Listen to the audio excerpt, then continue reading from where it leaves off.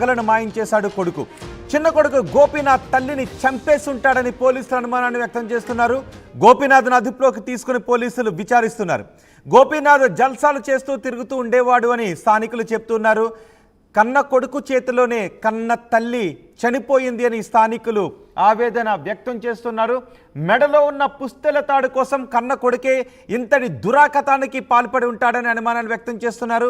ఒకవేళ పోలీసుల విచారణలో ఇదే నిజమైతే ఇంతకంటే దుర్మార్గమైన ఘటన, ఇంతకంటే దారుణమైన ఘటన, సమాజం మొత్తం సిగ్గుతో తలదించుకోవాల్సిన ఘటన ఇంకే ఉంటుంది. కన్న తల్లినే కుమారుడు కేవలం డబ్బుల కోసం, తాగటానికో జల్సాలు చేయటానికో చంపేశాడు అంటే అంతకంటే దుర్మార్గమైన ఘటన ఇంకొకటి ఉంటుంది. ఈ ఘటన ఖమ్మం జిల్లా ఖానాపురంలో చోటు చేసుకుంది. కన్న తల్లిని గొంతు నులిమి చంపేశాడు తనయుడు. మృతురాలు ఒంటిపై పుస్తెల తాడు కోసం, ఇతర బంగారు నగలను కోసం ఇంతటి దురాఘాతాన్ని కొడిగట్టాడని చెప్తున్నారు. మృతురాలు ఒంటిపై ఉన్న పుస్తెల తాడు, ఇతర నగలు కూడా మాయమైపోయాయి. జల్సాల ముసుగులో ఉన్న జల్సాలకు అలవాటు పడిన చిన్న కొడుకు దురాఘాతానికి పాల్పడ్డాడని చెప్తున్నారు. గోపీనాథ్ చిన్న కొడుకు పేరు. ఒకసారి అక్కడ ఈ ఘటన తర్వాత అక్కడ ఏం జరుగుతుందో చూద్దాం. అక్కడ కొంతమంది మాట్లాడుతూ ఉన్నారు, ఏం మాట్లాడుతున్నారో చూద్దాం.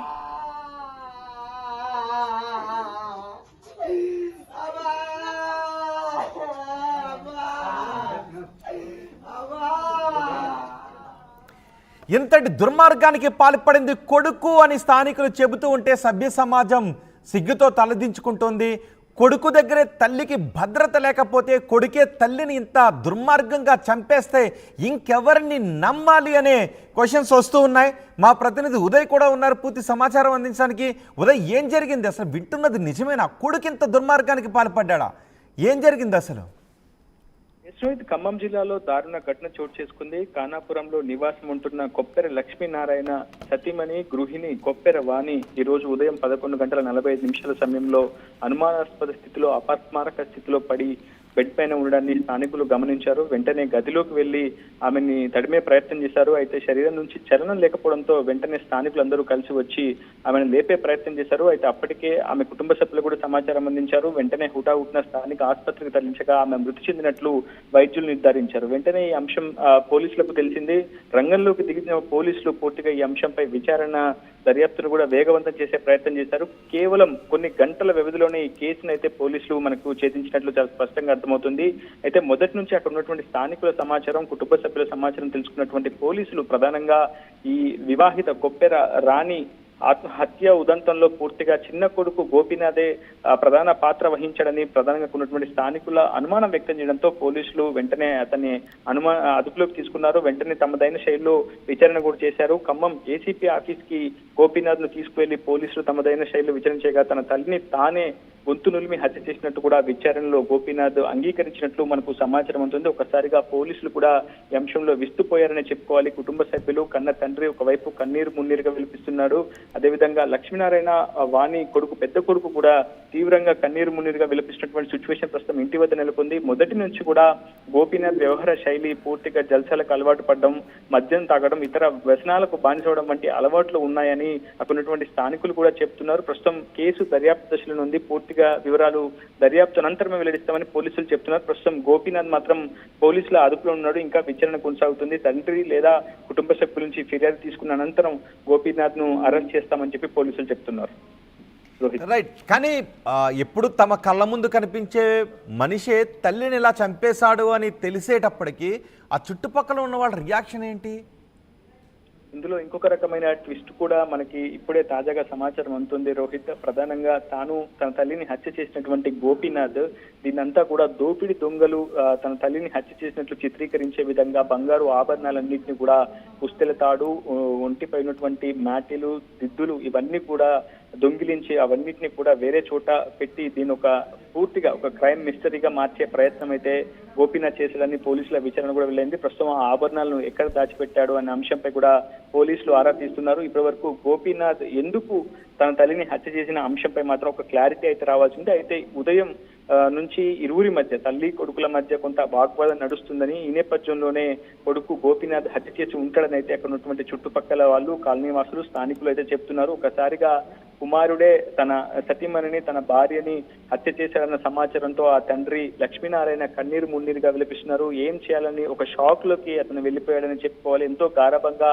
ఇద్దరు కుమారులను పెంచారు. ఇద్దరు, ఒకవైపు వాణి కావచ్చు, మరోవైపు లక్ష్మీనారాయణ, ఇద్దరు కూడా చిన్నప్పటి నుంచి కూడా ఇద్దరు కుమారులను గారాభంగా పెంచారు. ఏ పని చేయకపోయినప్పటికీ, నిరుద్యోగిగా ఉన్నప్పటికీ వాళ్ళ అవసరాలను తీరుస్తూ దాదాపు 25 ఏళ్ల కాలంగా వాళ్ళని పెంచి పోషిస్తూ వచ్చున్నారు. కానీ అలాంటి వ్యక్తులను పూర్తిగా ఎలా హత్య చేయాలనిపించింది, ఎలా గొంతు నులిమి చంపాలన్న ఎందుకు ఆలోచన వచ్చిందనే అంశంపై అటు స్థానికులందరూ కూడా కన్నీరు మున్నీరుగా విలపిస్తున్నారు. ఎందుకంటే పూర్తిగా వాణి వ్యవహార శైలి చాలా ప్రేమగా చూసుకుంటుంది పిల్లల్ని. కానీ అలాంటి కన్న కొడుకే ఈ రోజు గోపీనాథ్ ఇలా చేయడం పట్ల మాత్రం ఆ కాలనీ వాసులు తీవ్రమైనటువంటి ఆగ్రహాన్ని వ్యక్తం చేస్తున్నారు. ఖచ్చితంగా గోపీనాథ్ కఠినంగా శిక్షించాలని కూడా కాలనీ వాసులు డిమాండ్ చేస్తున్నారు. రోహిత్, రైట్, పోలీసులు ఏదైనా ప్రెస్ మీట్ పెట్టే అవకాశం ఉందో? ప్రస్తుతం పోలీసులు అదుపులోనే ఉన్నాడు కాబట్టి పోలీసులు వివరాలు వెల్లడించే అవకాశం ఉంది ఇప్పుడు మీడియాకి ఈ ఘటన గురించి? ఎస్ రోహిత్, ప్రస్తుతం వాణి మృతదేహాన్ని ఖమ్మం ప్రభుత్వ ఆసుపత్రికి తరలించారు. పోస్ట్ మార్టం నిర్వహిస్తున్నారు. సాయంత్రం వరకు పోస్ట్ మార్టం ప్రక్రియ అంతా కూడా కంప్లీట్ అయిన తర్వాత టెక్నికల్ ఎవిడెన్స్ ను కూడా పోలీసులు సేకరించే పనిలో నిమగ్నమయ్యారు. ఒకవైపు బంగారు ఆభరణాలను కూడా రికవరీ చూపించాలి కాబట్టి వాటిని కూడా రికవరీ చేసే ప్రయత్నం చేశారు. ఇప్పటివరకు ఫిర్యాదు రాలేదు. ఎందుకంటే తండ్రి కావచ్చు, ఆ పెద్ద కుమారుడు కావచ్చు పూర్తిగా కన్నీరు మున్నీరుగా విలపిస్తున్న నేపథ్యంలో వారి నుంచి లేదా వారి కుటుంబ సభ్యుల నుంచి ఫిర్యాదు అందిన తర్వాతే తాము కేసు నమోదు చేస్తామని చెప్పి పోలీసులు చెప్తున్నారు. ప్రస్తుతం అంతర్గతంగా విచారణ అయితే పోలీసులు కొనసాగిస్తున్నారు. గోపీనాథ్ నుంచి ఇంకా మరిన్ని విషయాలు రాబట్టేందుకు ప్రయత్నిస్తున్నారు. అసలు హత్య చేయాల్సినటువంటి అవసరం ఎందుకు ఏర్పడిందన్న కోణంలో పోలీసులు గోపీనాథ్ నుంచి ఆరా తీస్తున్నారు. రోహిత్, రైట్, తండ్రి ఏం చెప్తున్నాడు అంటే అసలు చిన్న కొడుకు బిహేవియర్ గురించి తండ్రి చెప్తున్నది ఏంటి?